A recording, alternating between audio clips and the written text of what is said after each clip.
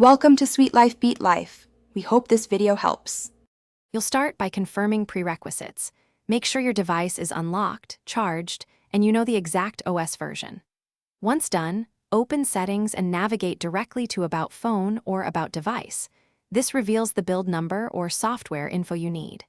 Tap build number repeatedly, usually 7 times, until you see a confirmation that developer options are enabled. You do this to unlock advanced controls while keeping the system stable. So back up any critical data first. You now access developer options in Settings or via the search bar. Make sure the main toggle at the top is turned on. Once enabled, selectively activate USB debugging if you'll connect to a PC and adjust animation scales to speed up interface responsiveness. If you're preparing for unlocking the bootloader, enable OEM unlocking, but understand its security implications.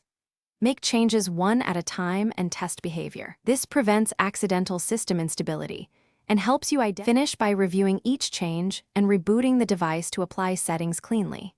If developer options vanish after an update or restart, simply repeat the build number taps in About to re-enable them. If you experience crashes, networking issues, or odd battery drain, toggle off recently changed options or use the Reset Developer Options command to restore defaults.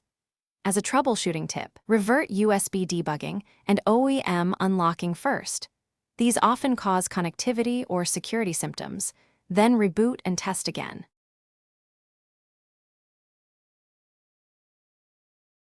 Thanks for watching. Consider subscribing if we helped you.